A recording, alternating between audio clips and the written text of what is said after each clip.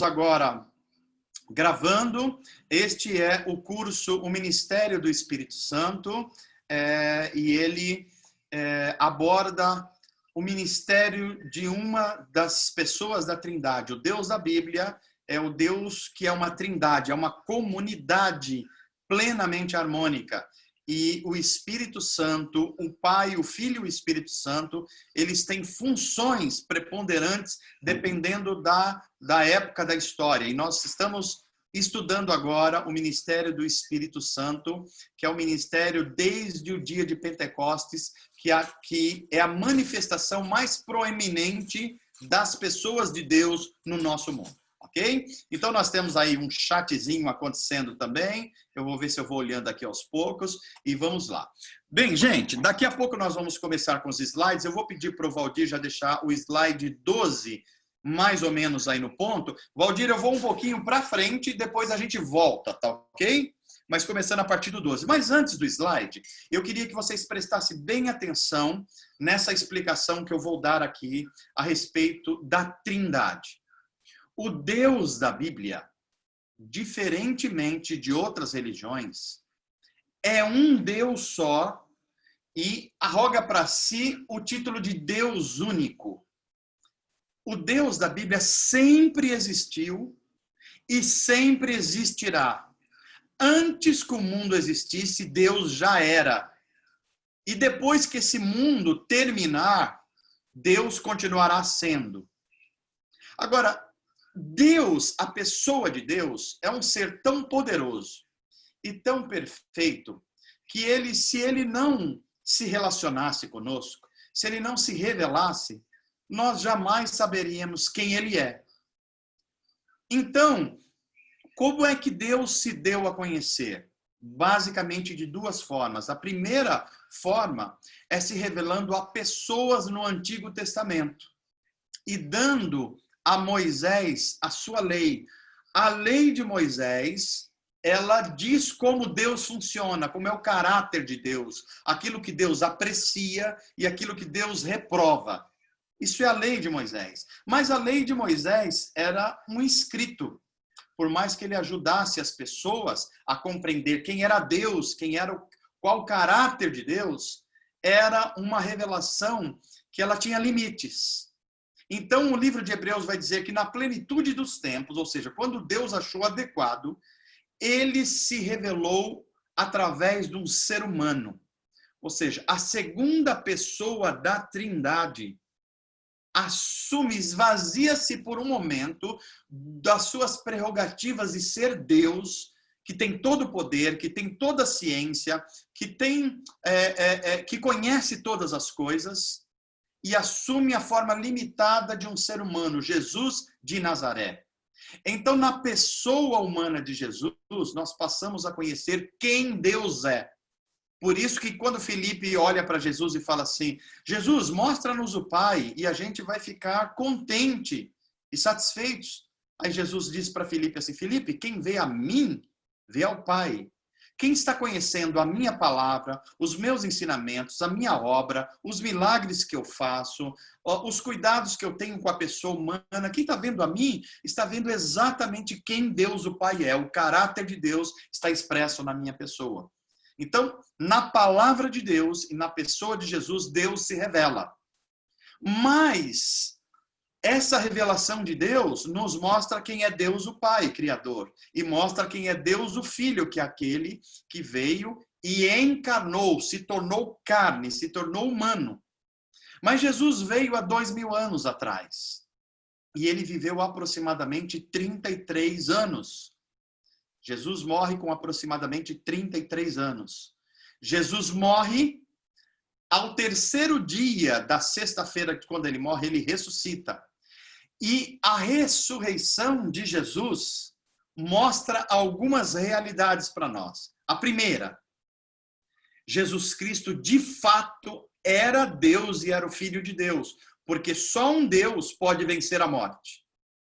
Segunda coisa que mostra, o sacrifício de Cristo na cruz, pelos seres humanos e no lugar dos seres humanos, foi aceito por Deus. Como é que nós sabemos? Porque se o sacrifício de Jesus não fosse aceito, os seres humanos estavam mortos nos seus pecados. Como Jesus Cristo ressuscitou, essa é a prova de que ele não tinha pecado e ele poderia ser o mediador entre Deus e os homens. Então a ressurreição prova que o sacrifício de Cristo na cruz foi eficaz para salvar o ser humano. Mas a morte e a ressurreição de Jesus também indicam outras coisas importantes. Por exemplo, o mundo da ressurreição é um novo mundo de Deus. Começou uma nova era. Jesus ressurreto, ele era o mesmo Jesus que estava entre os discípulos, mas agora ele tinha poderes muito maiores. Por exemplo, ele poderia aparecer e desaparecer. Ele podia comer sem precisar de nenhuma necessidade biológica. Jesus Cristo, ora, estava no cenáculo, passava por uma porta que estava fechada, mas ao mesmo tempo comia peixe frito. Ou seja, é uma natureza expandida em poder. E Paulo vai explicar que essa ressurreição de Jesus é a primícia daquilo que nós, seres humanos salvos, seremos na nova criação. Então Jesus passa 40 dias neste mundo ressuscitado e depois é elevado aos céus. A Bíblia chama isso de ascensão. Quando ele é elevado aos céus, Jesus assume um lugar. Ele sai do ambiente mundo para o ambiente céu. Ele assume uma posição de rei sobre todas as coisas, sobre todo o cosmos, não só sobre o planeta Terra. Ele está à direita de Deus. À direita de Deus quer dizer, ele está em posição de autoridade diante de Deus. Ele agora assume todas as suas prerrogativas de Deus, das quais ele tinha se esvaziado para ser um ser humano. É isso precisamente que a Bíblia chama de Cristo glorificado, ou Cristo exaltado. É um Cristo que passou pela morte, passou pela ressurreição, subiu aos céus e agora ele é Deus encarnado. Ele tem todos os poderes de Deus e não deixou de ser humano. Então Jesus Cristo está nos céus hoje, é um Jesus, mas ele tem duas naturezas. A natureza divina, ele é Deus, e ele não perdeu a sua natureza humana. Ele continua sendo o legítimo representante dos homens. O que significa isso? Que significa isso que ele mesmo disse, que quando ele fosse aos céus e fosse glorificado e assumisse sua majestade plena e poder pleno, ele mandaria um outro consolador. Ele mandaria outra pessoa de Deus.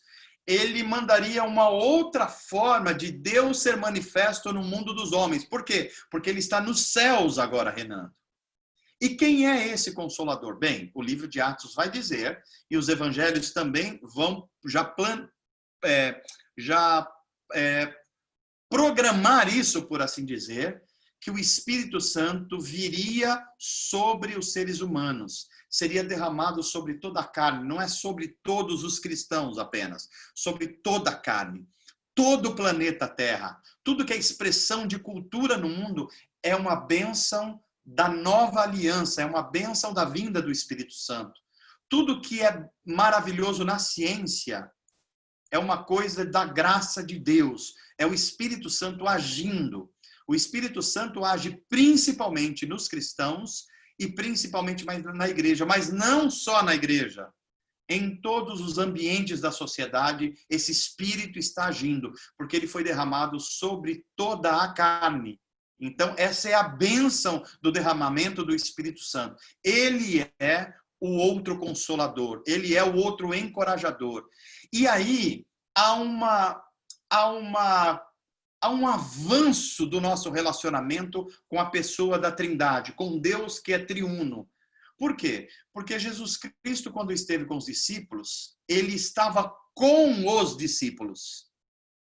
Ou seja, quando ele estava num lugar e os discípulos num outro, os discípulos não estavam com Jesus, porque Jesus estava em corpo. Mas com a vinda do Espírito Santo, esse processo de comunhão com Deus ficou perfeito, avançou. Porque agora Jesus não está com os discípulos apenas. O Espírito Santo está dentro dos discípulos. É por isso que a Bíblia vai dizer que nós nos tornamos templos do Espírito Santo. e o Espírito Santo passou a habitar dentro de nós.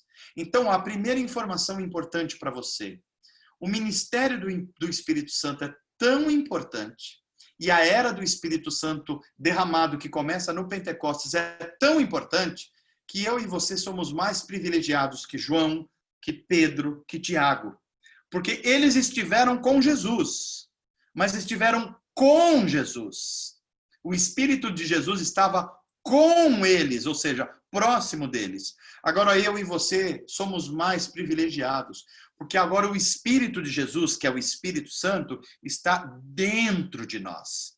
Se nós saímos daqui e ir para o Rio de Janeiro, ele está dentro de nós. Se nós formos para outro país, ele está dentro de nós. Não era como os discípulos que quando ele ia para o norte de Israel, eles não estavam mais com eles. Não. Agora nós estamos numa dimensão mais aprofundada do relacionamento com Deus. O Espírito Santo vive em nós, nós somos templos do Espírito Santo. Daí, o nosso corpo não ser uma coisa que a gente pode usar de qualquer forma. É por isso que a gente não pode se prostituir. É por isso que a gente não pode comer exageradamente. É por isso que a gente não pode deixar de fazer atividade física. É por isso que a gente deve dar banho no nosso corpo. É por isso que a gente deve usar as nossas habilidades, porque o Espírito Santo está agindo dentro de nós. Nós somos a habitação do Espírito Santo. E a habitação do Espírito Santo busca santidade. E o que é santidade? Santidade não é aprender a fazer coisa legal apenas e deixar de fazer coisa ruim. Não é isso. Santidade é você se tornar mais humano. Quando a gente se torna mais humano, a gente se torna mais semelhante a Jesus Cristo, o homem. Portanto, nós cumprimos melhor o propósito de Deus. Ok? Então, nós estamos agora, uma informação final para a primeira série de perguntas. O Deus da Bíblia é um Deus que se revela, senão a gente não conheceria. E como é que Deus se revela? Bem, todo o Antigo Testamento, a pessoa proeminente é a pessoa do Pai, Deus Pai. A Trindade está lá, o Filho está lá, o Espírito Santo está lá. Mas a gente chama na economia da redenção, ou seja, como é que Deus está salvando o ser humano, no começo das eras é a pessoa do Pai que é proeminente. É o Pai que lida com Abraão, é o Pai que lida com Noé, é o Pai que lida com Adão, ok? Então é muito importante que você compreenda isso. As três pessoas de Deus estão lá, mas a pessoa proeminente é o Pai. Quando Jesus toma forma humana, quando ele encarna, então agora Deus se revela de forma essencialmente proeminente na pessoa do Filho, Jesus Cristo. Então, desde o nascimento de Jesus até a ascensão dele dos céus, esse período de mais ou menos 33 anos, a proeminência da revelação da Trindade é na pessoa do Filho. Deus Pai está lá, Deus Espírito Santo está lá, mas a proeminência no relacionamento com seres humanos é na pessoa do Filho. Quando Jesus sobe aos céus, ele governa o cosmos, o universo a partir de lá. E agora, desde Pentecostes, Atos 2, a descida e o derramamento do Espírito Santo, a forma mais proeminente que Deus se manifesta no mundo dos homens é na pessoa do Espírito Santo. Daí a importância de nós conhecermos a pessoa e a obra e ministério do Espírito Santo. E é isso que nós vamos tratar daqui para frente com grande ênfase. O Espírito Santo vive dentro de você. O Espírito Santo influencia o seu intelecto. O Espírito Santo lida com as suas emoções. O Espírito Santo tem a ver com a sua criatividade. O Espírito Santo é aquele que ajuda você a orar quando você não está sem forças nenhuma.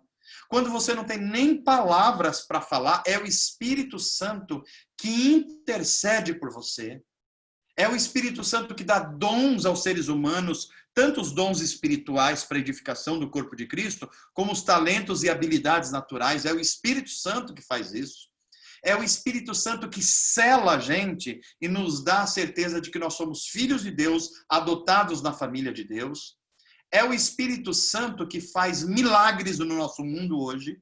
E é o Espírito Santo que está nos santificando até o dia de Cristo, quando a Trindade se reúne agora com seres humanos salvos e redimidos para viver o novo mundo de Deus, novos céus e nova terra.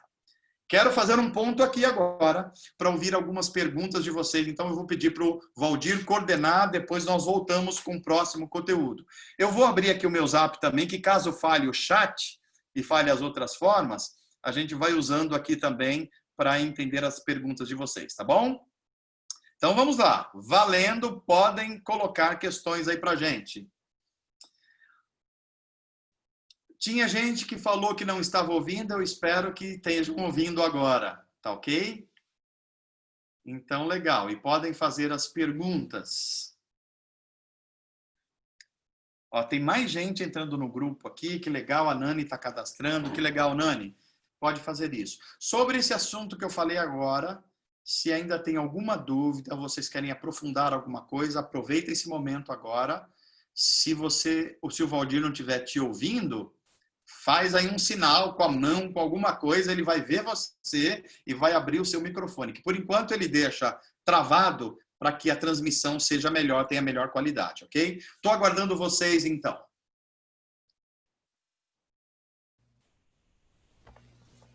Se alguém tiver pergunta, pode usar as reações. Aí eu já vou saber que alguém tem pergunta, eu libero o microfone.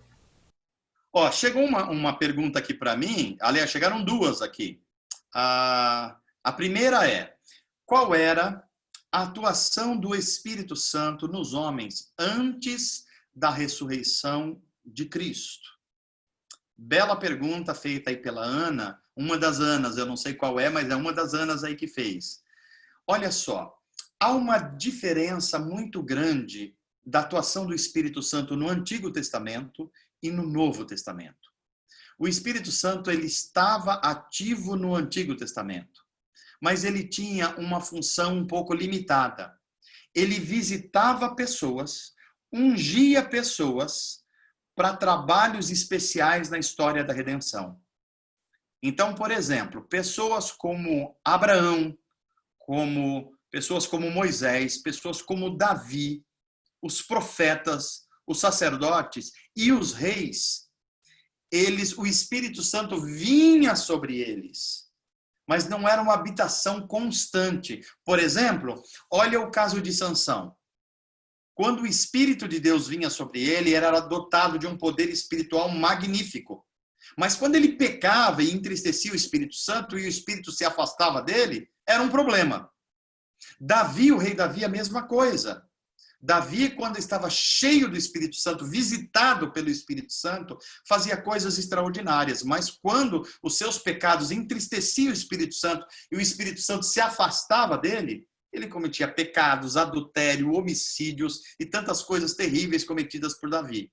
Então, respondendo à pergunta antes da vinda de Jesus Cristo, especialmente antes do Pentecostes, aqui não é nem a ressurreição, é do Pentecostes.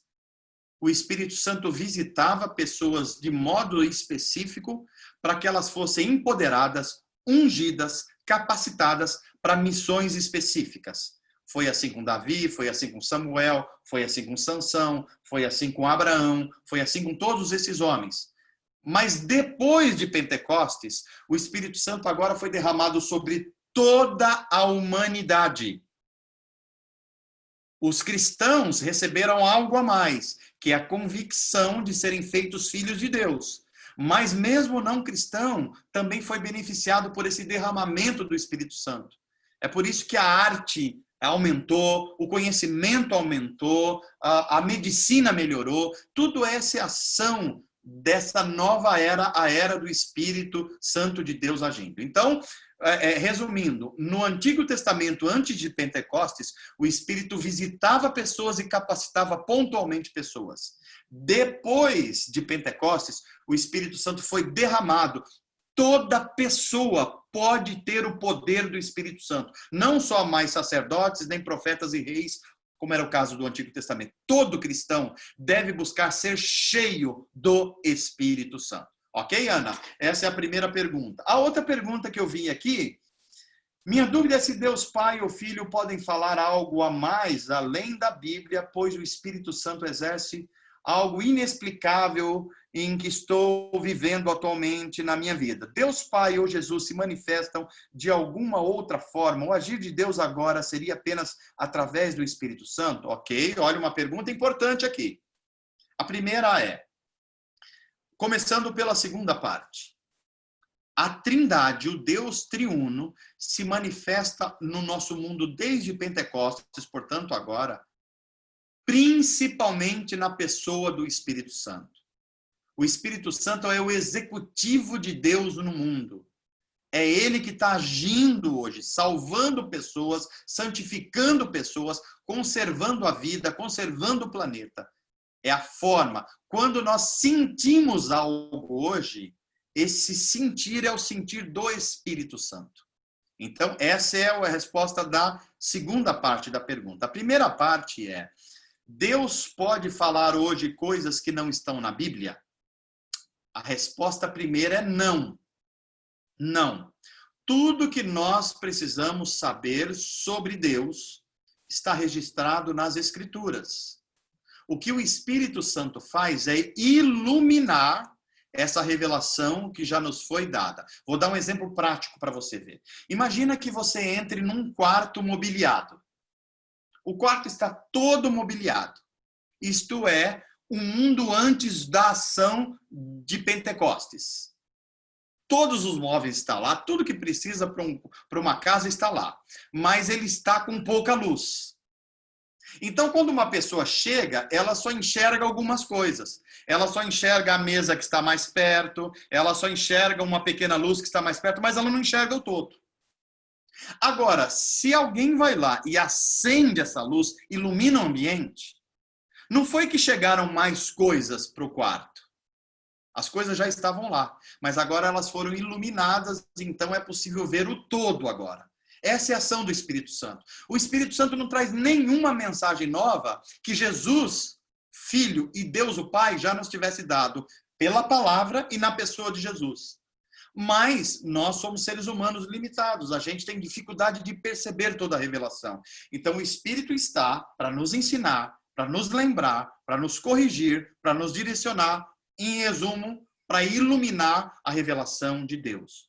Então, a resposta a essa pergunta é: Deus não faz e não fala nada para além do que ele já registrou na Bíblia Sagrada, mas o Espírito Santo pode iluminar coisas que nós não fomos capazes de perceber e que já nos foram revelados. Agora, o Espírito Santo continua fazendo milagres no nosso mundo e no nosso tempo.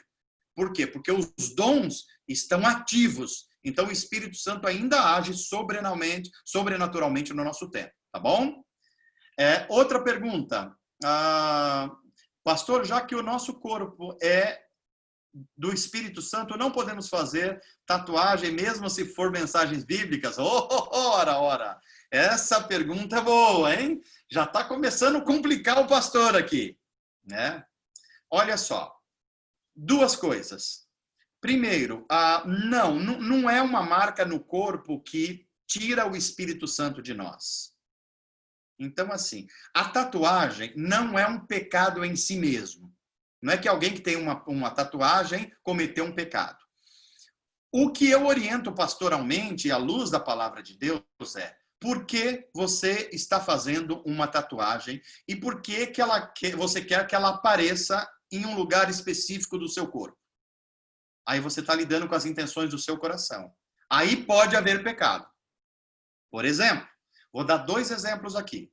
Uma mulher pode querer fazer uma tatuagem numa região do corpo dela em que expõe a sensualidade dela. O problema não é a tatuagem, não é a marca no corpo. Isso não tiraria o Espírito Santo de nós. Mas aí há uma intenção no coração que é questionável. E pode ser, sim, pecado, porque a Bíblia chama lascívia de pecado. Pega o homem, por exemplo, que, sei lá, faz uma marca num músculo ou num peitoril e usa roupas para que isso fique evidenciado. A pergunta é, o que está acontecendo com a sua identidade que você está precisando de uma marca para tornar você seguro? Talvez você esteja com um problema que precise de uma ajuda do Espírito Santo para fixar a sua identidade. Então, a questão não é a tatuagem em si. A tatuagem em si não é pecado e nem tira o Espírito Santo de nós. Mas a gente deve checar as nossas motivações, porque isso sim pode se tornar um pecado. Ok? Sobre qual será o papel do Espírito Santo no novo céu e nova terra? Grande pergunta essa aí. Difícil, hein? Quem é? Diogo Amorim. Ô, Diogo, alivia para o seu pastor aí. Pois é, eu estou falando assim que o Espírito Santo, o Pai, o Filho e o Espírito Santo são iguais em poder, são iguais em santidade e são iguais em eternidade, eles são Deus. Mas na história humana, cada pessoa da Trindade exerce um papel que é mais proeminente. Como eu disse a vocês, no começo o papel do Pai, na vinda de Jesus o papel do Filho e a partir de Pentecostes o papel do Espírito Santo. Agora, o papel do Espírito Santo é curioso na Bíblia, é um grande mistério isso na Bíblia, porque ele não veio falar de si mesmo. O Espírito Santo não veio convencer as pessoas de si mesmo. O Espírito Santo funciona como um grande refletor que aponta para a pessoa de Jesus Cristo. Então, a função do Espírito Santo é nos tornar semelhantes a Jesus Cristo em caráter, em santidade, em completude humana. Então, em novos céus e nova terra, ele vai continuar com essa função, revelando mais e mais e mais sobre a beleza de Cristo, o poder de Cristo, a sabedoria de Cristo. Vai continuar sendo essa função. Não vai ser mais uma função de santificação, porque essa obra redentora já foi completada. Quem estiver na nova criação já recebeu um novo corpo para um novo céus e nova terra. Mas as belezas de Cristo continuarão sendo reveladas pela pessoa e pelo ministério do Espírito Santo. Mais uma ou duas perguntas para a gente voltar para o conteúdo, que agora começou a ter pergunta. Agora o pessoal aí deixou a timidez. Mano, o pastor Rogério quer fazer uma pergunta. Então vai lá, pastor Rogério. Como assim a santidade é ser mais humano? Ah, não, essa é a pergunta da Gorete. Gorete, vamos lá. Diferentemente do que nós pensamos, a Bíblia não tem nenhum problema com a nossa humanidade. A nossa humanidade foi dada por Deus. O nosso problema não é nossa humanidade. O nosso problema é nossa mundanidade. É como nós nos parecemos com o mundo anti-Deus, com a sociedade anti-Deus. Então, Deus não tem nenhum problema com a nossa humanidade. Tanto é que Jesus continua com a sua humanidade nos céus. Uma humanidade plenamente santificada. Então, ser santo é nos tornar mais humanos. Pecado é aquilo que nos desumaniza. Por exemplo, prostituir o corpo. Por que é pecado? Não é pecado por um problema moral. É pecado porque a prostituição desumaniza a mulher. Torna ela um objeto. Então, a prostituição não torna ela humana, torna ela mundana. Então, a pureza sexual é um dado da nossa humanidade. Outra coisa, por exemplo, quando eu trabalho com dinheiro, quando o meu servo, o dinheiro não me controla, eu estou me tornando mais humano. Quando o dinheiro me controla, e isso é pecado, eu estou me tornando mais mundano. Então, o Espírito Santo quer me tornar mais humano. Ser humano é amar. Ser mundano é odiar. Ser humano é amar as pessoas com o amor de Deus. Ser mundano é ser egoísta como Satanás é. Então, o trabalho do Espírito Santo é nos tornar mais humanos. Tudo que é pró-vida nos humaniza. Tudo que é pró-morte nos mundaniza. O trabalho do Espírito Santo é nos tornar menos mundano e mais humanos, porque isso é santificação. Ok? A outra pergunta é: como é que o pecado contra o Espírito Santo a ponto dele se afastar de nós? Essa pergunta eu vou precisar de mais conteúdos aqui, então eu peço quem perguntou aqui, foi o Emerson, segura um pouquinho, porque eu preciso passar mais alguns conteúdos aqui a esse respeito. Deixa eu ver se tem mais perguntas aqui. Alô, tem a pergunta da Pamela e a do pastor Rogério. Aí, vê se vai nessa... Mas aí a pergunta da Pamela, leia aí pra gente, Valdir. Aqui, ó, sobre conversão, nos cabe pedir ao Espírito Santo que trabalhe em outra pessoa? Ou acontece espiritualmente, como acontece espiritualmente essa relação de intercessão? Ah, então ela está falando da conversão de outra pessoa. Sim. Cabe Esse interceder trabalho por outra de pessoa. intercessão é fundamental. A oração e a intercessão é uma das formas de oração, é uma das coisas mais maravilhosas da Bíblia Sagrada. Porque a oração talvez seja a única coisa na criação de Deus, a única coisa que pode interferir nos próprios planos de Deus. A Bíblia é pródiga em mostrar situações que Deus tinha planejado uma coisa, mas ele se abre para ouvir a oração de um ser humano. É um grande mistério isso. É um grande mistério. É por isso que a intercessão pela conversão de um familiar, de um amigo, de um colega de trabalho, de um filho, é fundamental.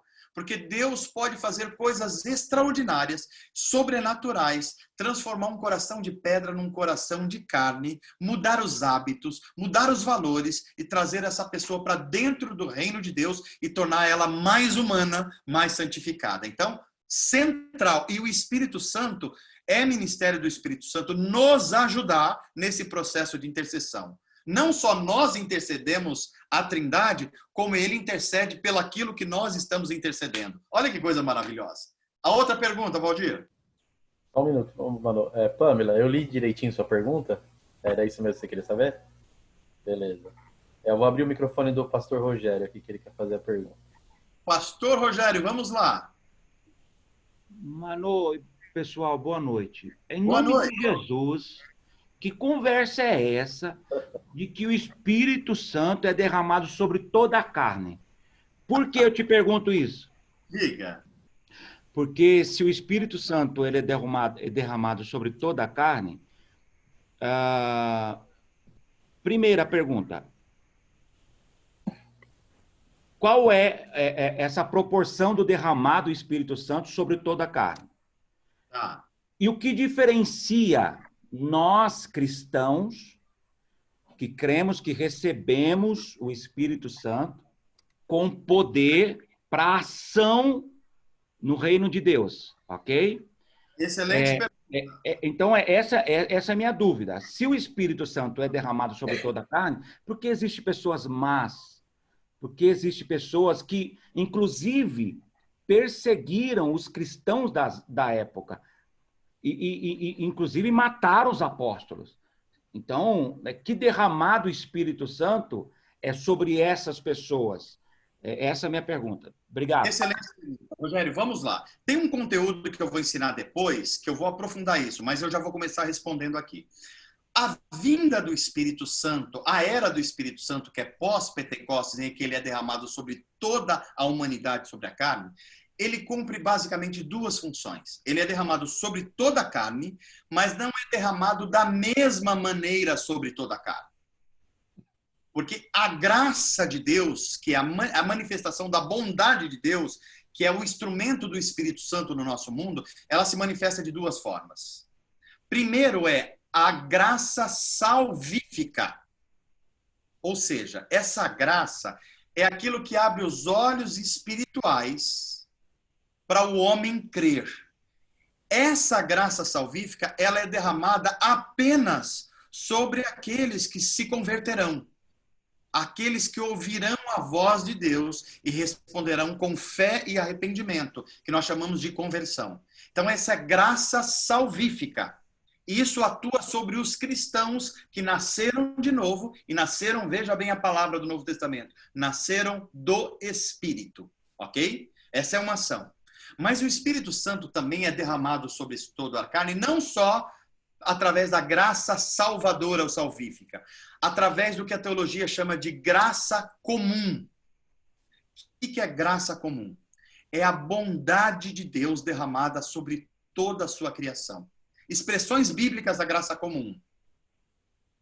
Jesus vai dizer que Deus o Pai é tão bom que ele faz a sua chuva chover sobre o justo e sobre quem, Rogério? Sobre o injusto. Isso é graça comum. Isso é o Espírito Santo agindo. Deus, o Espírito Santo provém alimento só para os crentes? Não. Todo ser humano se beneficia da graça de Deus, inclusive o que não crê em Deus, o ateu. Isso é graça comum.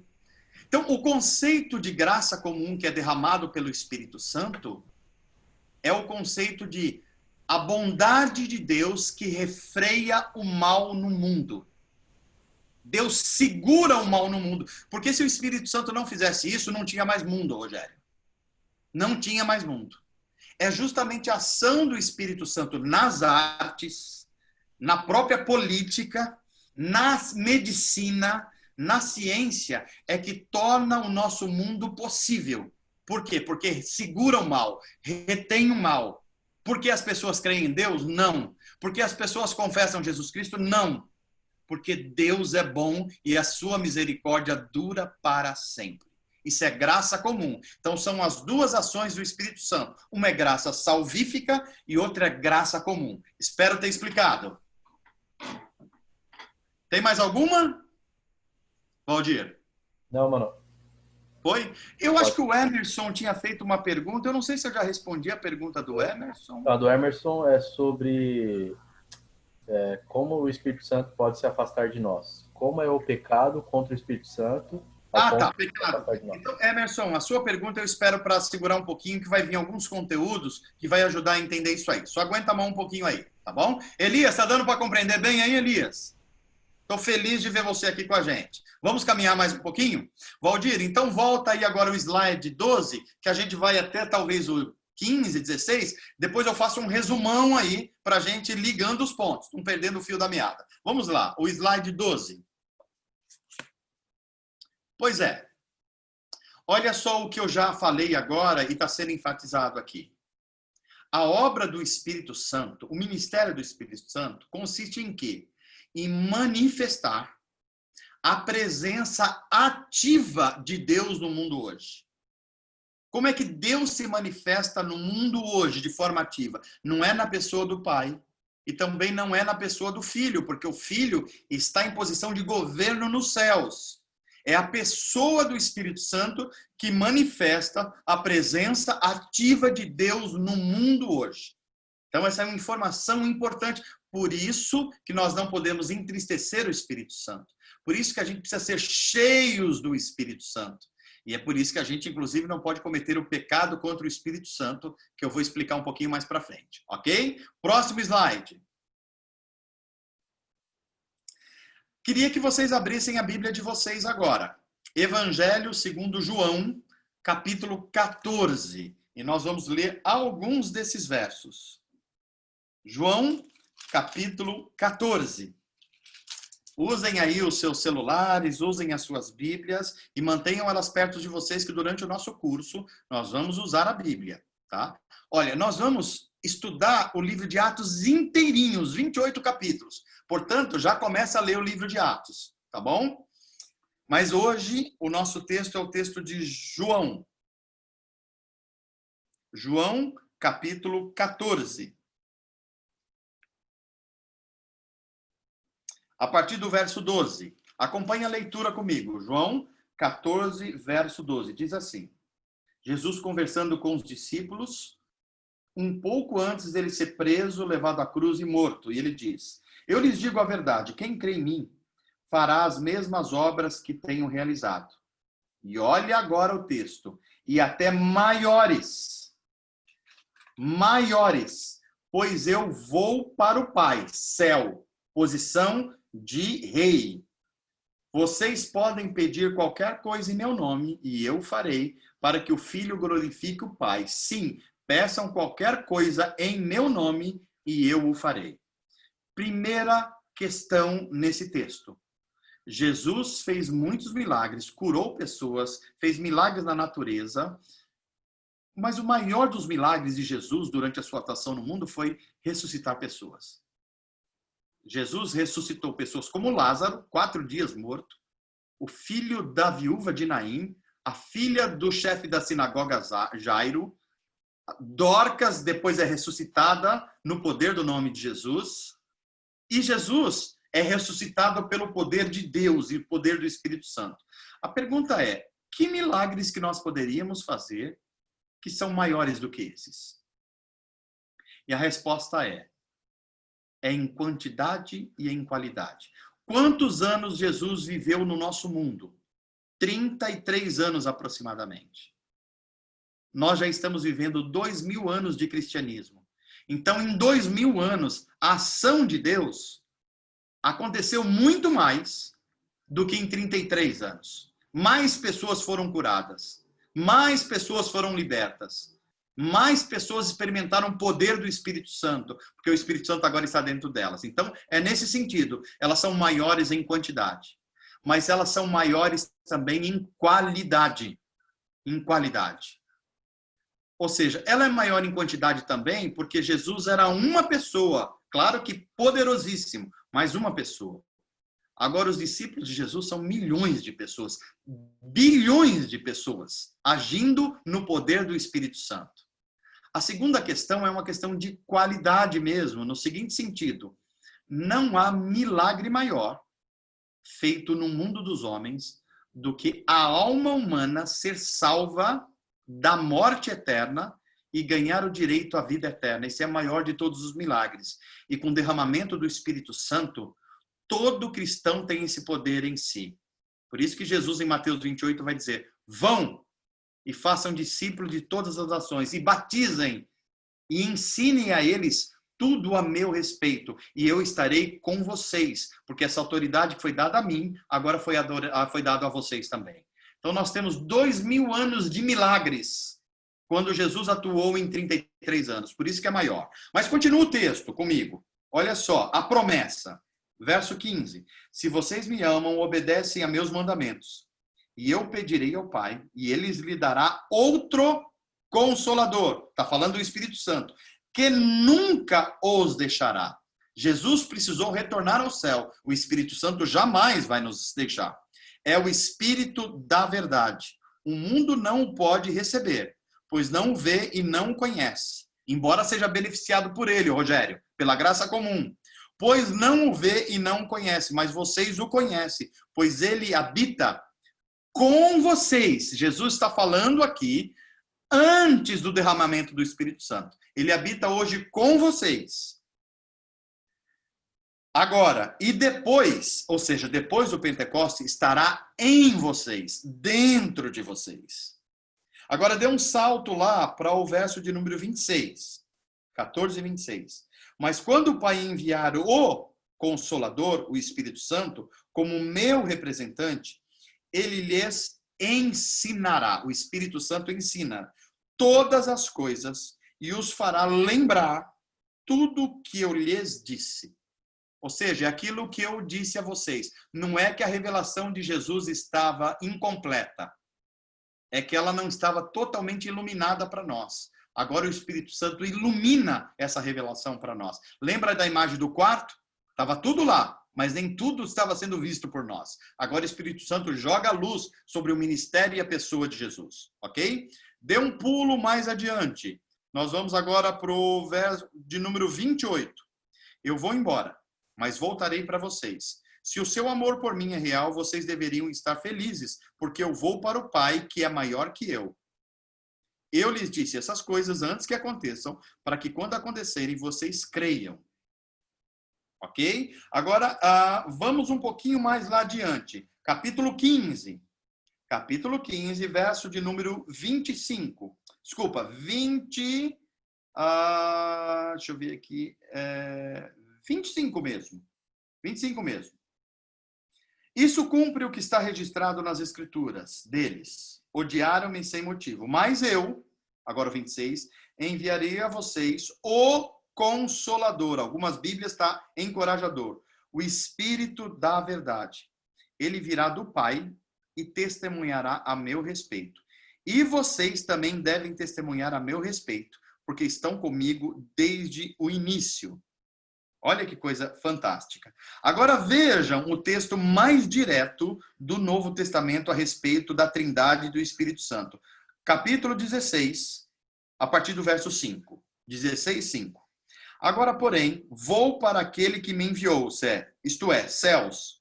E nenhum de vocês me pergunta para onde eu vou. Em vez disso, se entristecem por causa do que eu lhes disse. Agora, olha que coisa curiosa esse verso 7. Mas, na verdade, é melhor para vocês que eu vá. Jesus disse, pois Se eu não for, o encorajador ou consolador não virá.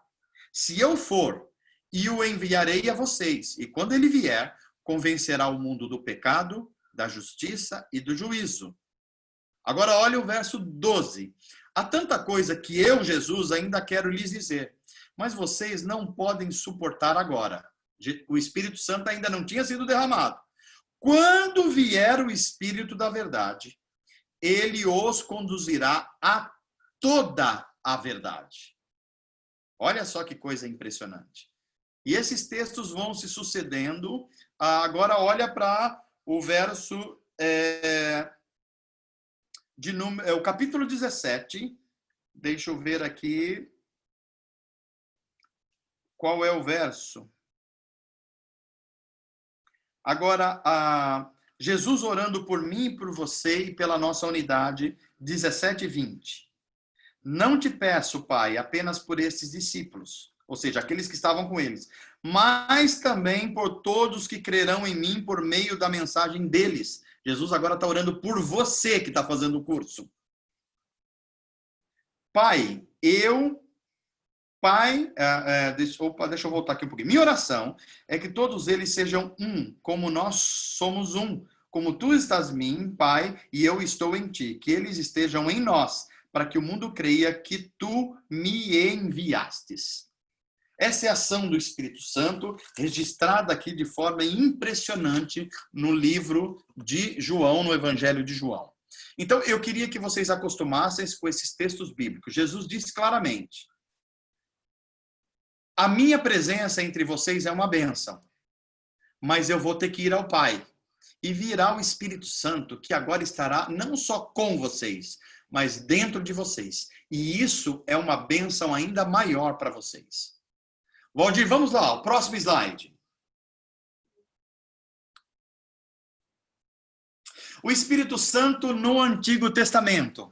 Nós vimos agora que o Espírito Santo sempre esteve, sempre existiu, ele é eterno, mas ele agiu de forma mais proeminente a partir de Pentecostes. Mas como é que ele agia no começo, lá atrás?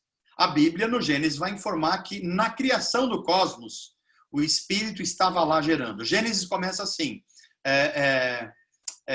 no princípio Deus criou os céus e a terra era sem forma e vazia. E o Espírito de Deus se movia sobre a face das águas. Isso é uma tradução para o português que no original hebraico quer dizer: e o Espírito Santo está chocando a criação.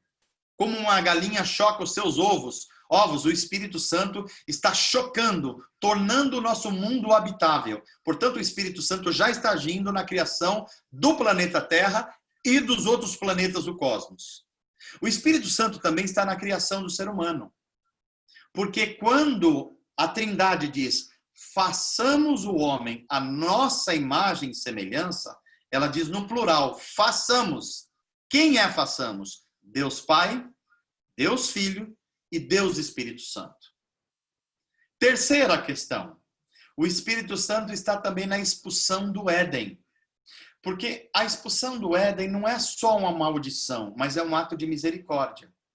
Porque estar dentro do Éden é estar em comunhão plena com o Deus Criador. Mas o Deus Criador não pode conviver com o pecado. E se o homem continuasse com o pecado e diante de Deus, ele morreria.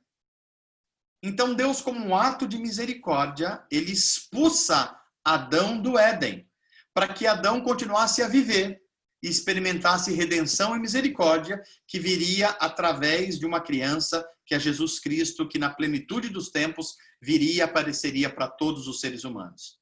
Então o Espírito está agindo em misericórdia já na expulsão do Éden. O Espírito também está agindo na época de Moisés. Porque Moisés é um ato da misericórdia de Deus para salvar o povo hebreu do Egito e levá-los ele em santidade pelo deserto até que eles adentrem a terra de Canaã e eles experimentem um novo tempo com Deus, passem pelo exílio, sejam santificados no exílio para que Jesus Cristo venha e no tempo certo o evangelho também chegue para eles. Então, o Espírito está agindo nos profetas como Moisés. Mais adiante, Valdir. O Espírito Santo também está no tempo dos juízes. Olha o Espírito Santo como visitava os juízes. Por exemplo, quem era Gideão? Sujeito medroso. Mas quando o Espírito Santo vinha sobre ele, visitava ele, ele ganhava um poder espiritual que ao invés de ele lutar com 30 mil homens, ele luta com 300 homens e vencem exércitos enormes. É o poder do Espírito Santo em Gideão nos juízes. Olha para Sansão. Quem era Sansão? Era só um menino mimado, frequentador de academia, fortão e sem nada na cabeça. Frequentador de Smart Fit. Mas quando o Espírito Santo vem sobre ele, faz coisas extraordinárias. Extraordinárias. Vence exércitos inteiros dos filisteus. Olha o Espírito Santo no tempo dos reis Davi, Saul e Salomão. Quem era Davi? Um pastor de ovelhas, jogado lá no interior. Era um caipira da roça. Mas quando o Espírito vinha sobre ele, ele vencia leões, ursos, venceu, por exemplo, o gigante Golias e se tornou um dos homens mais bem-sucedidos da história, porque o Espírito Santo veio sobre ele. O Espírito Santo veio sobre Saul também, veio e o tornou rei, e o tornou sábio, mas ele pecou constantemente contra Deus. E o Espírito Santo foi retirado dele. Olha que importância aqui. No Antigo Testamento, o Espírito Santo vinha sobre as pessoas, mas também se afastava das pessoas. Salomão, no começo da vida dele, pediu sabedoria e Deus deu muita sabedoria, sabedoria do Espírito, muita riqueza, para a riqueza ser usada em favor das pessoas. Mas ele se afastou dos preceitos de Deus no final da sua vida. E o final da vida de Salomão é uma vida complicada, né? No tempo do exílio em Israel, quando Israel pecou contra Deus, não cumpriu a sua vida de justiça em Canaã e foi levado para os exílios dos babilônios, dos assírios, foi o Espírito Santo que sustentou eles com a lei, para que eles não desviassem dos propósitos de Deus. Foi o Espírito Santo que guardou eles para eles não serem exterminados, como o episódio no livro de Esther, quando havia um plano para exterminar os judeus. O Espírito Santo também agiu no tempo de João Batista e de Jesus. João Batista é resultado de uma gravidez no poder do Espírito Santo. E o próprio Jesus também. Eram mulheres estéreis, mas o Espírito Santo agiu, visitou tanto Isabel quanto Maria, e esse profeta, e o Salvador do mundo veio através de uma ação do Espírito Santo. Olha ele agindo no Antigo Testamento. Vamos adiante. A obra do Espírito Santo, ou seja, já que ele veio, como é que ele vem agindo na história humana? Bem, a primeira coisa, o Espírito Santo, como nós vimos, já age desde a fundação do mundo. Segunda coisa, a missão do Espírito Santo é trazer glória, é iluminar a beleza da pessoa do Deus Pai e do Deus Filho. É por isso que eu falei que uma das funções do Espírito Santo é ser um grande refletor para projetar as belezas de Cristo. Terceiro lugar, ele ilumina a revelação das Escrituras. Por isso que Jesus diz, tem muitas coisas que eu queria dizer para vocês, mas vocês não seriam capazes de entender. Mas o Consolador, ele vai ensinar, ele vai iluminar para que vocês entendam a revelação nas Escrituras. Quarto lugar, o Espírito Santo conduz o crente do nascimento espiritual, quando uma pessoa passa pela conversão, até a maturidade espiritual, que vai ser até o último dia da nossa vida nesse mundo, ou o dia que Jesus Cristo virá e acontecerá o arrebatamento e nós vamos ter acesso ao novo mundo de Deus. Tudo isso é obra do Espírito Santo. Mais uma para frente, Valdir. O que o Espírito Santo está fazendo como obra de forma resumida? Olha só, o Espírito Santo, ele está nos dando poder. Que poder é esse? Poder para ser senador da República? Poder para ser deputado e ficar fazendo coisa errada? Não. É poder espiritual. O primeiro poder é o poder para nos tornarmos filhos de Deus. Segundo poder é o poder para ser capaz de não pecar. Sem a ação do Espírito Santo, nós não temos poder para não pecar. Terceiro poder, o poder de produzir os frutos do Espírito, que é amor, alegria, paz, domínio próprio, temperança, bondade, esse poder. E poder espiritual para expulsar espíritos malignos. Poder espiritual para curar enfermos. O Espírito Santo é o Espírito que dá poder. A segunda coisa que o Espírito Santo faz, o Espírito Santo nos purifica. Se você tem um relacionamento genuíno com o Espírito Santo, você até pode pecar, mas o pecado faz mal para você.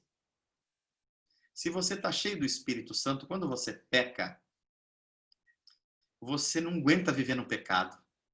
Você é um peixe fora d'água. Você não consegue conviver com o pecado. Isso é a ação do Espírito Santo purificando você, comunicando que você é de Deus, que você é templo do Espírito Santo. O Espírito Santo também é aquele que revela os mistérios de Deus, revela as ações malignas contra os ungidos de Deus, revela aquilo que nós não entendemos como projeção para a história nos últimos dias. É o Espírito Santo que revela a santidade de Deus. É o Espírito Santo que revela o nosso pecado. É o Espírito Santo que revela. É também obra do Espírito Santo trazer unidade. Gente, presta atenção aqui. A igreja é um projeto de Deus tão fantástico que ela só pode dar certo e funcionar por obra do Espírito Santo. Porque na igreja junta gente tão diferente, que se não fosse a ação do Espírito Santo, não daria certo. A igreja tem negros e brancos. A igreja tem pobre e tem rico. A igreja tem doutor e tem um cara que não tem o primário. A igreja tem o bebezinho e tem um ancião. A igreja tem o japonês e o africano. É um lugar tão diferente as pessoas, que se não fosse a obra do Espírito Santo, tornando todas as pessoas filhos de Deus e incluindo elas na família de Deus, nada funcionaria. A igreja só existe ainda porque o Espírito Santo a unifica. Ok? Próxima tela. Paradinha. Já são... Que hora que são? Já está tudo isso? Deixa eu ver que horas que nós temos aí. Já foi, né, Valdir, o nosso tempo? Ah, não, passou 20 minutos, né? Então vamos lá. Vamos mais uma rodada agora de perguntas. Vamos lá.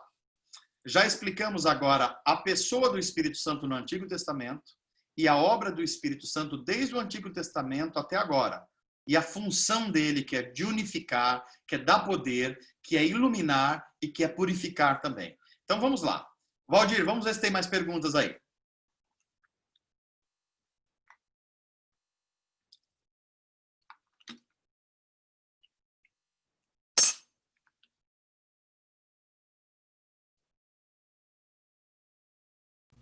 Ninguém mais? Se alguém quiser fazer pergunta, pode acenar e fazer ações.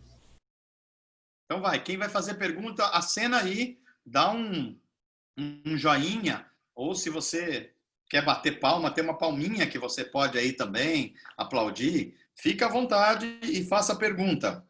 Se eu não souber, eu digo que eu não sei, Elias. Mas eu vou tentar ajudar você aí em tudo que eu puder. Gorete, está dando para compreender bem? Dani? Tá indo bem por aí, Dani? Legal. Pamela? Você tem um desafio de agora converter esse conteúdo numa linguagem para as nossas crianças. Que maravilha, hein? Legal. Diogão, tá compreendendo bem que a sua arte, o seu dom é uma obra do Espírito Santo? A Bruninha tá aí também. Deus te abençoe, Bruninha. Que coisa boa. O Henrique, tá ficando claro as perguntas que você foi fazendo? Legal, tá a Ana aí, tá o Emerson aí, coisa boa, que Deus abençoe todos vocês. Não sei se temos aqui um conteúdo mais... Alguma pergunta nova, Valdir, ou não? Por enquanto, não? Eu fico meio cismado. Ou eu estou explicando com alguma clareza, e vocês estão entendendo bem, graças a Deus por isso, ou tá muito ruim a minha explicação e vocês não estão entendendo, então nem tenho o que perguntar. Tomara que não seja assim. Semana passada o pessoal filtra bem durante a semana e já começa perguntando, né? Ah, isso aí. Tiveram mais perguntas, né, no começo. O Valdir deu um belo testemunho a respeito de vocês agora, hein? Ó. Manda um presentinho pro Valdir que ele quebrou o galho de vocês agora aí. Só perguntas já. A Ana tá aí também, a Cris Mendes, a Cláudia, que legal, Evelyn. Ó, mano, lá no chat tem uma pergunta da... Ah, não, acho que veio reservado. Vamos lá. Cris, deixa eu ver quem é. É que não tá cortando o nome, acho que é Cristiane Mota. Como podemos ficar mais próximos do Espírito Santo? Excelente pergunta. Bem, o Espírito Santo é uma pessoa. E uma pessoa exige relacionamento. Ser íntimo do Espírito Santo é você lidar com pelo menos 3 disciplinas espirituais. 3 disciplinas. Primeira disciplina espiritual, em busca por ser cheio. O Novo Testamento, nas palavras de Paulo, dá uma ordem para nós. Sejam cheios do Espírito Santo. O Espírito Santo precisa ser buscado como plenitude. E como é que a gente busca a ação do Espírito Santo? Primeira disciplina espiritual, oração. Nós enfatizamos o nosso relacionamento com o Espírito Santo através da oração. Deixa eu dizer uma coisa para você aqui. Se você não ora pessoalmente e na oração comunitária, é impossível você ser cheio do Espírito Santo. Você está vulnerável ao pecado. Você está vulnerável à mundanidade. Você está se desumanizando. Quem não ora se desumaniza e se mundaniza. Então é a primeira coisa. A segunda disciplina espiritual que nos ajuda a ser cheios do Espírito Santo é paixão pela palavra de Deus. Examinar as Escrituras. Se alimentar das Escrituras. Comer as Escrituras. Trazer para dentro de si. Cristão que não tem prazer na leitura bíblica, seja para estudo ou uma leitura devocional, jamais vai ser cheio do Espírito Santo. Jamais. Terceira coisa. O esforço de comunhão com o corpo de Cristo, com os irmãos. Isso faz com que nós nos enchamos do Espírito Santo. Quando nós buscamos ter relacionamentos sadios. Quer ver uma coisa que afasta o Espírito Santo da gente? Murmuração. Porque murmuração é você dizer, Deus, o Senhor não está fazendo tão bem, eu faria melhor que o Senhor. Isso é murmuração. Você quer ver como Deus também, o Espírito Santo se afasta de nós? Quando nós falamos mal de alguém, caluniamos alguém. E é muito simples entender isso. Se todos nós somos filhos de Deus, o que você acha de falar mal de um filho para o pai? Hã? Você acha que o pai vai gostar? Jamais. Então, olha, a oração, a leitura devocional das Escrituras, principalmente, e a comunhão com o corpo de Cristo são os itens essenciais para a gente se tornar cheios do Espírito Santo. Há uma outra coisa também, mas eu preciso dizer isso com certo cuidado, que é uma ferramenta espiritual para sermos cheios do Espírito, que é o jejum, que é mortificar a nossa carne para que o nosso espírito esteja mais ligados em Deus. Mas eu preciso explicar algumas coisas sobre o jejum. Mas essas 4 coisas são as principais ferramentas espirituais que nos faz ser mais cheios do Espírito Santo. Ok? Mais alguma? Mano, tem mais uma da Pamela aqui. Vai lá. Na verdade, é uma pergunta com 2 partes, eu acho. Pastor, poderia falar um pouco mais sobre o Espírito Santo nas artes? E essa relação santo versus mundano? Essa é a primeira parte. A segunda é como apreciar uma boa e diversa arte sem nos corromper nem cair no moralismo raso. Ótima. Excelente pergunta, Pamela. Vamos lá. A atuação do Espírito Santo nas artes é uma das evidências de que Deus continua amando a humanidade. Veja que João 3 nos diz, porque Deus amou a humanidade. Deus não amou apenas a igreja, ele amou a humanidade. E esse Deus que ama a humanidade, ele é capaz de ser bom até para quem é ruim. Eu disse a vocês o conceito de graça comum, que é uma obra do Espírito Santo, que é Deus refrear o mal no mundo. Como é que ele refreia o mal no mundo?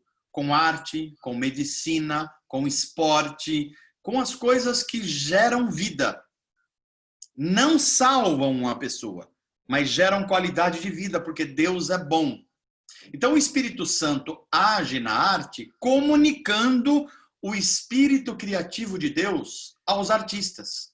Por exemplo, quando Israel recebeu uma ordem de Deus através de Moisés para construir o tabernáculo, para fazer a arca da aliança, para fazer o óleo da unção, Deus pediu para os artistas fazerem. Por exemplo, tem um cara chamado Bezalel, que foi um dos maiores artistas em metalurgia da Bíblia. É ele que trabalhava com essas coisas que faziam coisas belas a partir de materiais. Teve um outro, que é o Jubal, que foi o pai da música. O Espírito de Deus agia nele e ele produziu coisas extraordinárias. Então, as expressões de artes no Antigo Testamento eram visitas do Espírito Santo. Mas depois de Pentecostes, o Espírito é derramado sobre toda a carne. Então, as expressões de artes ficaram mais intensas ainda. Ou seja, toda a beleza da arte humana, ela tem origem no próprio Deus. Agora, a arte, ela pode sofrer os efeitos do pecado. A arte pode ser usada como os nazistas usaram, de forma terrível. A arte pode ser usada como perversão, como é a pornografia. A arte pode ser deteriorada. Então, a gente precisa entender que a arte por si só, ela é uma bênção de Deus na pessoa do Espírito Santo e serve para trazer qualidade à vida, para refrear o mal no mundo, mas ela não pode salvar o ser humano. Então, o cristão tem que tomar cuidado com isso. Ele deve apreciar a arte, porque é uma bênção de Deus. Mas a arte, por si só, não pode salvar o ser humano. Ele precisa confiar na obra de Jesus Cristo. Ok? Espero ter respondido aí, Pamela. Tem mais? Tem uma do Diogo, mano. Vamos lá. Se o Espírito Santo está nas artes, ele está em um artista vaidoso? Por exemplo, um músico que esteja executando uma obra muito difícil e se achando o melhor músico. Excelente pergunta. O Espírito Santo está sim na arte. A arte é uma produção do Espírito de Deus que é compartilhada com os seres humanos. Mas há uma grande diferença entre um artista cristão e um artista não cristão.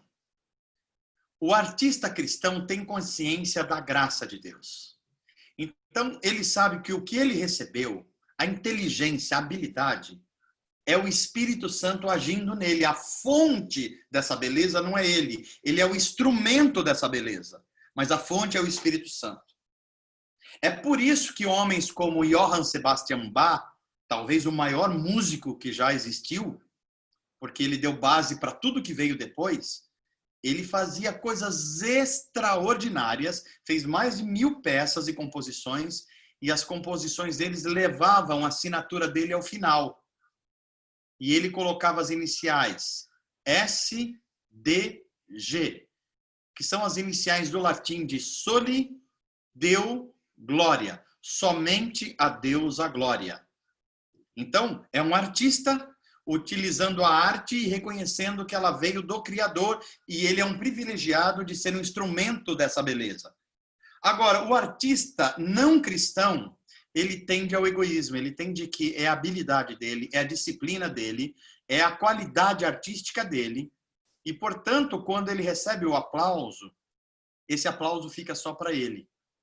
O artista cristão que reconhece a graça de Deus, ele recebe o aplauso sim, e não tem nenhum problema com isso, porque esse dom é um dom que vem de Deus, e não tem nenhum problema quando a gente aplaude pessoas que têm dons de Deus, mas ele sabe transferir e reconhecer que toda habilidade e graça veio do Pai das Luzes, o Espírito Santo. Ok? Mais alguma, Valdir? Não, mano. Dá pra gente continuar ou estamos no limite? Deixa eu ver aqui. Já estamos no limite, né? Eu vou só mais um pouquinho. Deixa eu fazer uma grande revisão agora, bem rápida do começo, para vocês ligarem os pontos. Então, Valdir, eu vou pedir que você passe o primeiro slide. Eu vou fazendo aqui um bate-bola, para a gente ligando os pontos e entendendo até onde a gente foi até agora, tá bom? O primeiro e aí mesmo? a gente dá O o slide período número final. Diga? O slide número 1 do curso? O slide número 1. Vamos lá. Então, vamos lá. Vamos unir tudo que a gente aprendeu até agora.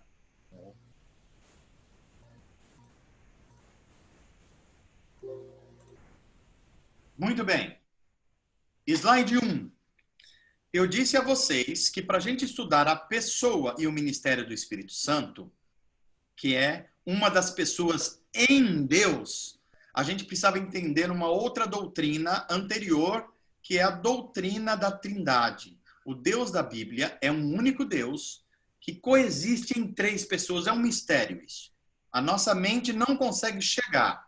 A gente vai até onde dá a nossa racionalidade. Mas é isso o que afirma as Escrituras como revelação de Deus. O Deus da Bíblia é um Deus trino, uma trindade. É o Deus Pai, o Deus Filho e o Deus Espírito Santo. Existe apenas um único e indivisível Deus. Jamais um cristão pode dizer que existe três deuses. Não.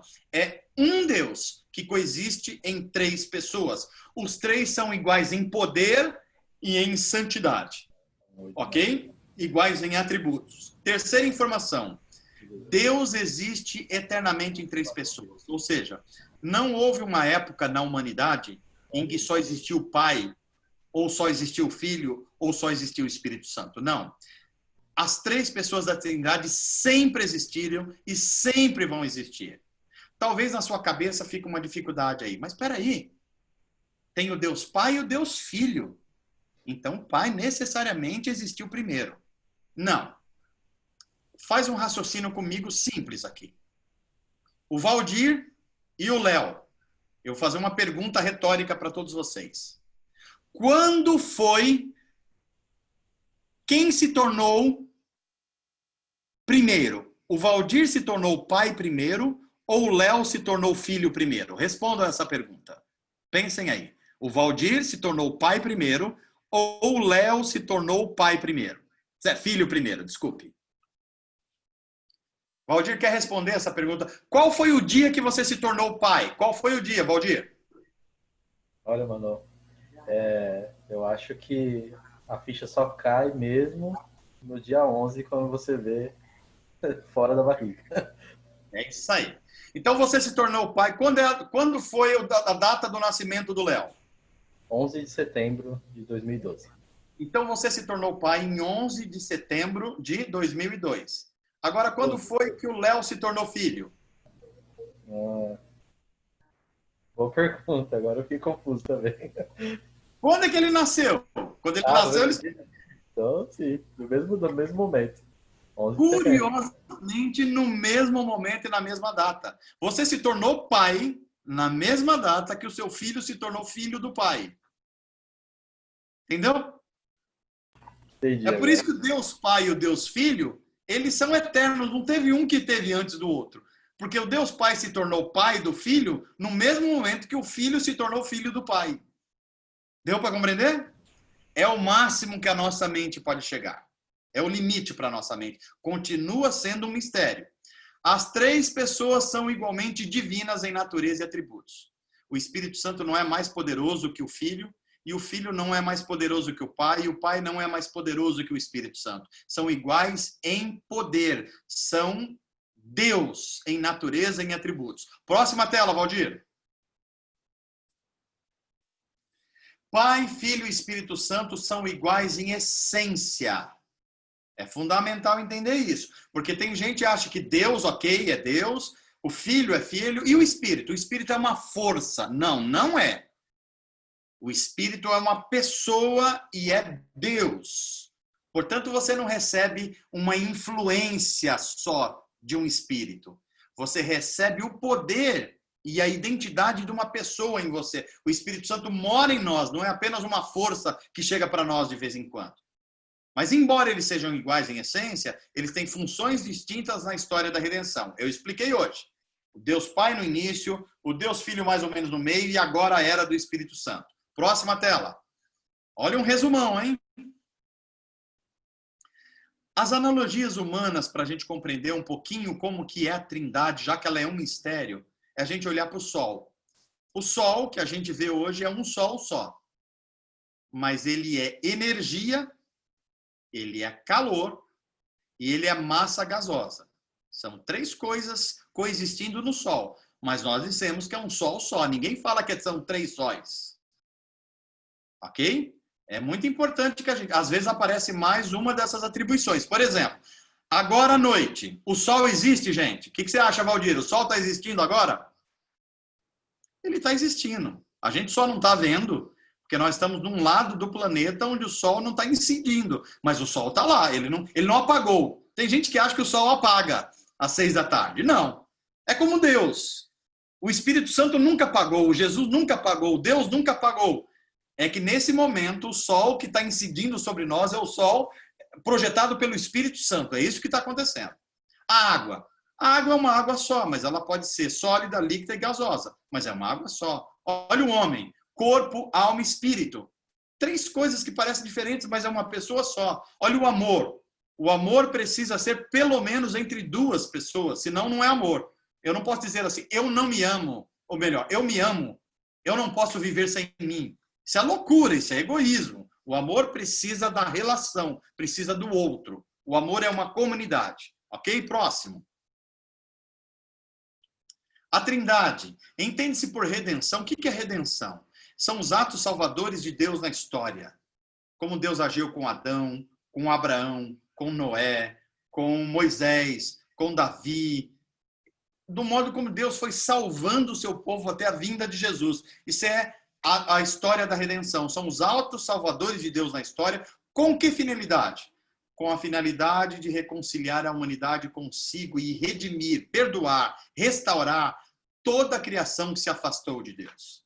Isso é a história da redenção. Próximo. O Espírito Santo na criação. Como é que o Espírito Santo aparece na criação? Bem, Gênesis 1, 26 vai dizer, façamos o homem a nossa imagem, conforme a nossa semelhança. O Espírito Santo age na criação, porque o termo é plural aí. Deus não diz, eu vou fazer o homem. Ele diz, façamos. Façamos quem? O Deus Pai, o Deus Filho e o Deus Espírito Santo. Portanto, o Espírito Santo estava já na criação. Próximo. O Espírito Santo na queda humana, na separação humana de Deus. Então disse o Senhor Deus, agora o homem se tornou como um de nós, plural, Pai, Filho, Espírito Santo, conhecendo o bem e o mal. O Espírito Santo estava lá. Próximo. A história da redenção, uma descrição, eu só vou ler porque eu já expliquei aqui. É a história de como Deus está provendo salvação à humanidade através dos seus atos salvadores na história. Tira do Egito, atravessa o Jordão, vence os povos pagãos, tudo isso é ato salvador de Deus. Quando este se separou da comunhão e dos propósitos de Deus. Começa com uma promessa em Gênesis 3 e segue com a escolha de um homem, Abraão, para ser pai de uma grande nação, a nação de Israel, que tinha como missão guardar a lei de Deus, ensinar a vida e justiça aos outros povos e trazer a criança que se tornaria o salvador do mundo. Olha um grande resumo aí. Passando por Adão, Noé, Abraão, Moisés, Davi, os profetas, mas o ápice dessa história, a realização, foi realizada na vida e na obra de Jesus Cristo. Vida, morte, ressurreição e ascensão aos céus, ok? Vamos lá, próximo. A história da redenção em Deus em 10 palavras. Ó, bem rápido. Primeiro de tudo, Deus. Só Deus existe. Aliás, Deus não existe. Deus é. Ele está no eterno presente. Tudo que existe só existe por causa de Deus.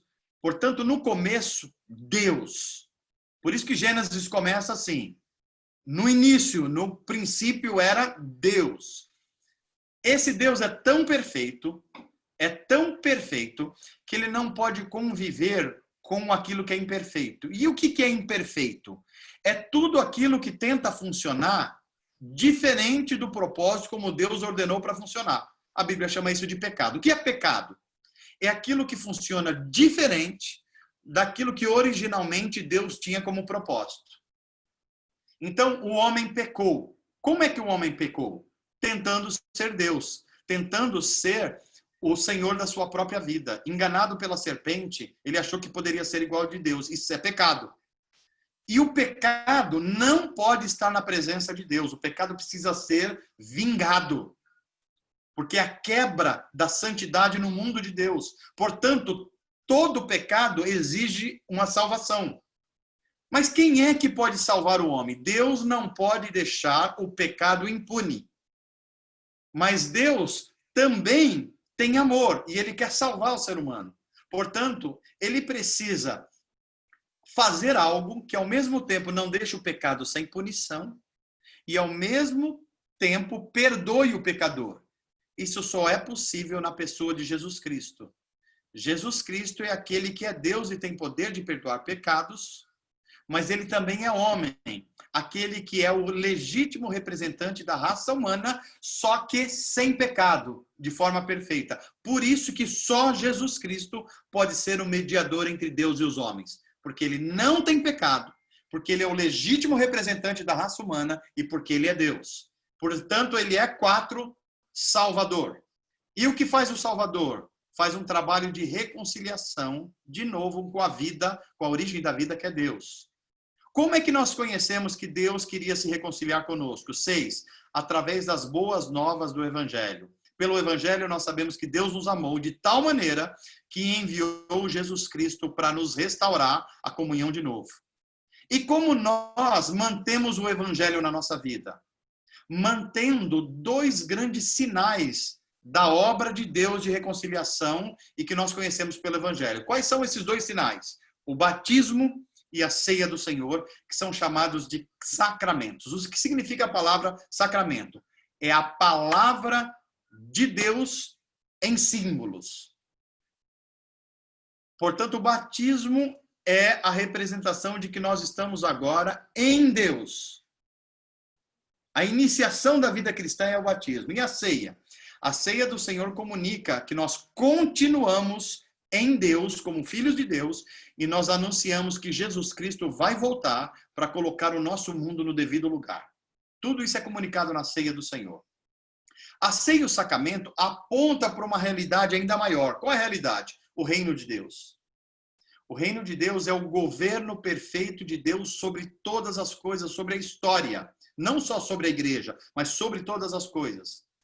A questão é que o reino de Deus tem 2 dimensões. Tem coisas que já estão acontecendo e tem coisas que ainda vão acontecer. Então ele tem uma dimensão que é já e tem uma dimensão que ainda não. Esse governo de Deus. É por isso que tem coisas que já acontecem porque Deus determinou. Mas a gente também vai perceber que tem coisas que acontecem hoje que Deus não gostaria que acontecesse. Porque esse aspecto do reino ainda não veio na sua plenitude. Ok? E as pessoas que são súditos desse reino, foram salvos por Jesus Cristo, receberam o Espírito Santo, vivem sobre os sacramentos, foram reconciliados com Deus. Como é que eles vivem agora? Eles vivem para si mesmos? Eles vivem uma vida egoísta só para si mesmos? Não. Eles vivem uma vida de adoração e serviço. A adoração é reconhecer que todo o bem e a vida vem de Deus, o Criador. E serviço é amar as pessoas, assim como nós amamos a nós mesmos. Veja que aqui está resumindo o grande mandamento. Amar a Deus sobre todas as coisas, adoração. E amar ao próximo como a mim mesmo, serviço cristão. E 10. Deus está treinando a gente para a vida do novo céus e nova terra, o novo mundo de Deus. Deus está treinando a gente em generosidade, em solidariedade, em justiça, em perdão, em enxergar as coisas de forma mais plena. Deus está treinando a gente. O nome disso é santificação, melhorando a gente para viver novos céus e nova terra. Próximo, Valdir. A Trindade na história da redenção. Eu já expliquei, o Deus Criador é o Deus que planeja salvar os seres humanos perdidos. Deus o Filho é o Deus Redentor, é o Deus que executa essa salvação.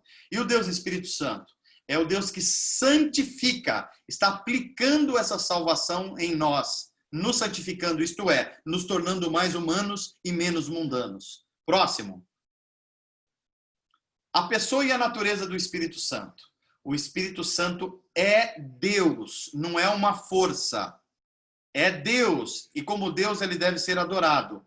Adoração ao Espírito Santo. O Espírito Santo é eterno, ou seja, não houve uma época que ele não existiu e ele não vai deixar de existir. A essência dele é divina. Terceiro, ele é uma pessoa, não é uma energia, não é uma força, não é um arrepiozinho, não é. É uma pessoa que precisa de relacionamento, porque ele tem vontade, ele se entristece, ele tem sentimento, ele se relaciona. E nós já vimos como é que nós nos relacionamos com o Espírito Santo, pelo menos com 4 disciplinas espirituais. Quarto lugar, o Espírito Santo, ele vive dentro de nós. Nós somos templos do Espírito Santo. Ele habita em nós. Portanto, se nós não agirmos conforme o propósito de Deus, ele se entristece. Nós podemos ficar vazios dele e esse é um perigo para o cristão. Próxima tela. O Espírito Santo, qual é a obra dele? Manifestar a presença ativa de Deus no mundo hoje, desde Pentecostes. Próxima. A leitura de João 14, 15, 16 nós já fizemos, que diz respeito à Trindade. Próxima. O Espírito Santo, nós vimos que ele atuava no Antigo Testamento, na criação do cosmos, a gente viu que ele estava lá, na criação dos seres humanos, façamos o homem à imagem e semelhança, na expulsão do Éden como um ato de misericórdia para o homem não morrer eternamente, na época dos profetas, Moisés, por exemplo, trazendo a lei para que o povo de Deus conhecesse a justiça de Deus. Próximo. O Espírito Santo estava no tempo dos juízes, agindo em Gideão, em Sansão, em Samuel. Estava no tempo dos reis Davi, Saul e Salomão, nós vimos agora há pouco. O Espírito Santo estava preservando o remanescente de Israel no exílio. O Espírito Santo gerou João Batista e Jesus como um ato sobrenatural. Próximo. A obra do Espírito Santo. Ele está agindo, trazendo vida desde a fundação do mundo. Ele traz glória à pessoa do Pai e do Filho. Ele ilumina a revelação de Deus na sua palavra. O Espírito coloca luz sobre as Escrituras. E ele conduz o cristão desde o primeiro ato de novo nascimento até o último dia da vida ou até o arrebatamento da igreja para viver novos céus e nova terra. Então é um trabalho longo do Espírito Santo. Nós estamos vivendo a era do Espírito Santo. Próximo. O Espírito Santo, nós vimos aqui os aspectos da obra dele. Ele dá poder. Poder para não pecar, poder espiritual contra os espíritos malignos, poder para fazer a missão de Deus e evangelizar. O Espírito Santo nos purifica, ou seja, ele nos comunica quando nós estamos perdendo a pureza e nós voltamos de novo à pureza para que a gente não seja condenado com o mundo. O Espírito Santo revela. Revela o quê? Revela a vontade de Deus, revela quando nós estamos vivendo a vontade de Deus, revela ações malignas que querem nos destruir, e o Espírito Santo torna a igreja de Deus algo único, que seria impossível sem a ação dele, dado que as pessoas são tão diferentes umas das outras. Próximo. Aqui nós terminamos o conteúdo e ele vai ser o assunto que nós vamos começar. E eu peço para vocês já começarem a ler o livro de Atos dos Apóstolos. No mínimo, até o capítulo 3. No mínimo. Mas quem puder já vai lendo adiante. Tá bom, Valdir? A gente começa daqui. Minutinhos finais para as perguntas. Vamos lá, estou aguardando. Anotei uma do Alex, da Fúvia. Vamos lá. Pastor, é verdade que as nossas orações são entregues ao Pai pelo Espírito Santo ou o Pai nos escuta quando oramos? Então, a oração é comunicação com Deus. Mas a oração, ela só é traduzida, digamos assim, na linguagem dos céus, na ação do Espírito Santo.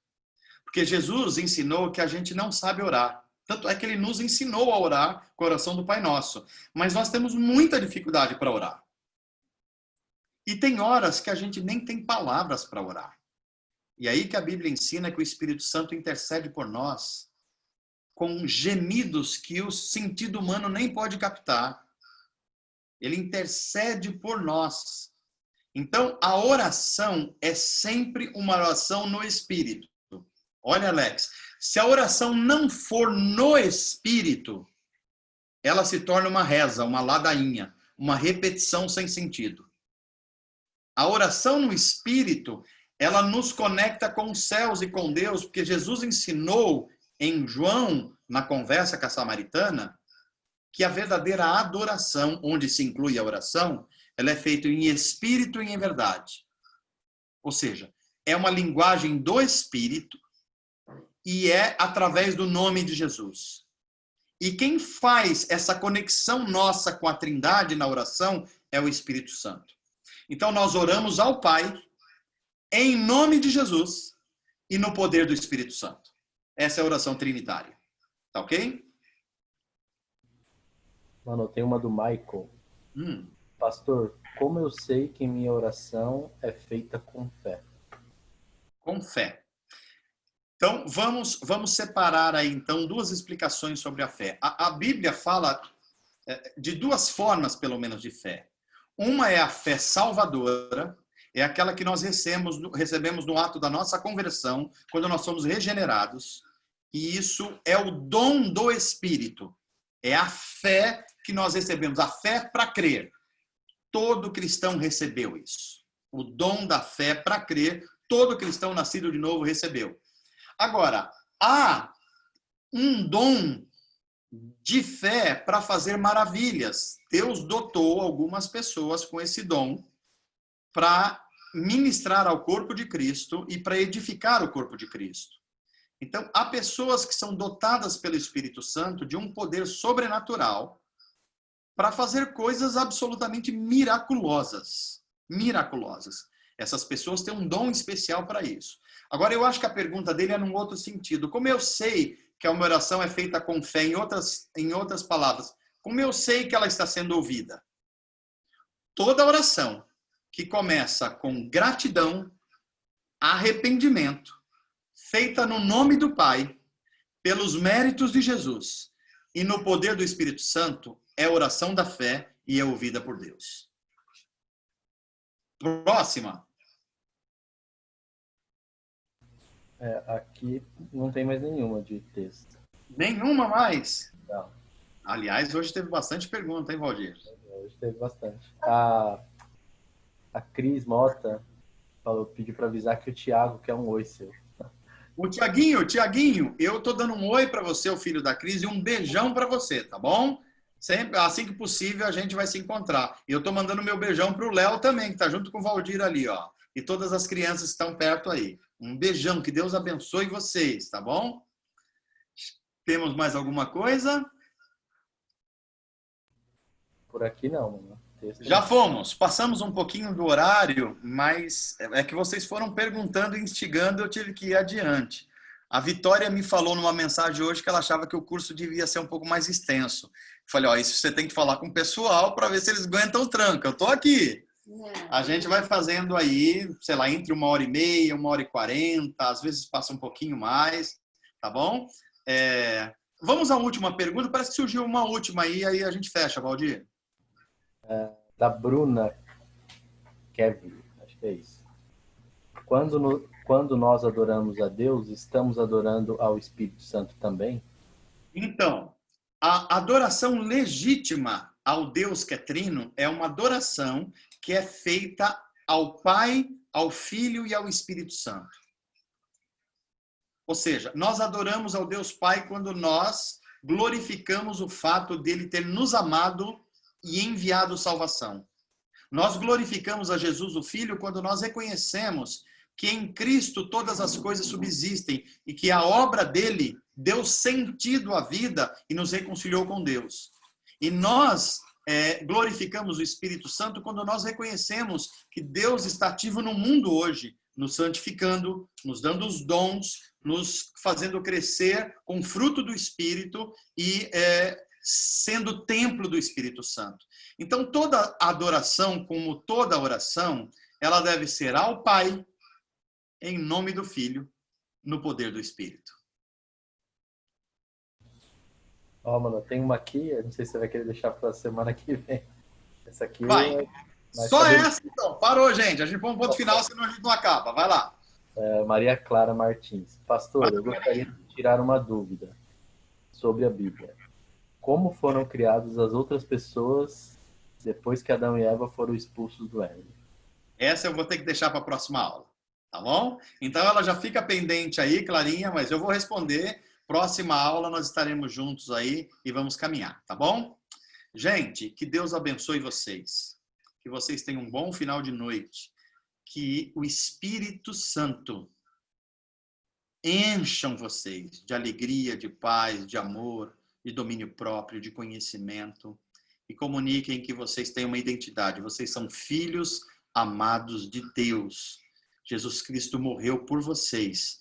O nome disso é um amor, ousado amor, como a gente canta. Tá ok? Que Deus abençoe vocês, as suas famílias, os seus trabalhos. E a gente se encontra numa próxima oportunidade. Valeu, pessoal. Um beijão no coração. Fiquem com Deus. Até a próxima. Tchau.